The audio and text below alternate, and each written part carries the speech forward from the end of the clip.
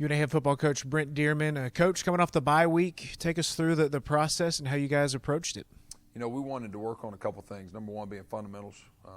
So often in season, you start worrying about schemes, you start worrying about the other team so much, and you lose a little bit of the fundamentals in your guys. So we spent a lot of time last week working fundamentals. Did a lot of good-on-good scrimmaging just to get our guys more reps. We're a young team. The only way to get older is just play ball.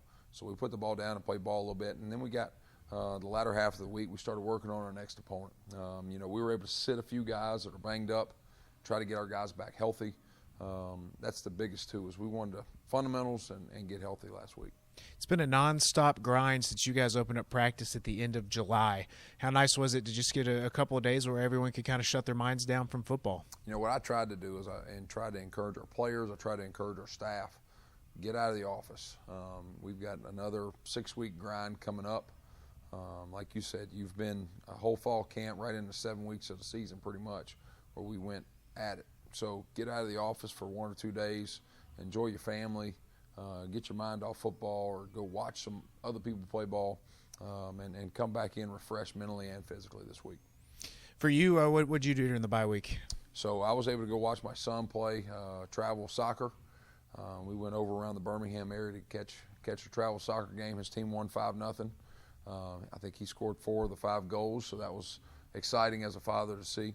And then stayed at Guntersville Lake, did a little tent camping on Saturday night with my oldest 2, and just hung out by the fire, tried to put electronics down, and just enjoy being a dad for a little bit. And was able to get back in on Sunday and started getting back into the flow of football, but spent 2 days being a dad.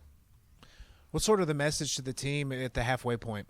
The message to the team is we're not where we want to be. We're sitting at 2-4, and you had opportunities to win some really tough games.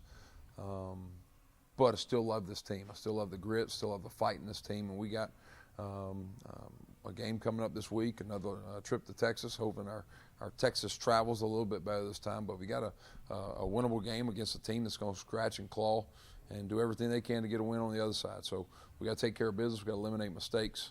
But I really still believe in this team and believe in the direction we're going. Back to United Athletic Conference play, Abilene Christian. What can you tell us about the Wildcats? Abilene Christian is another really good Texas opponent. You know, when you play in Texas teams, they usually have some big O-line and D-line. They've got team speed. Receivers are 6'3", 6'4", got a big tight end. So they'll be one of the better looking teams, want to be one of the better teams that we play on our schedule. There's not a cupcake game on our schedule. There's not a team you look at and say we can rest and heal up this week. There's just another very tough opponent that we got to strap it up and be ready to play.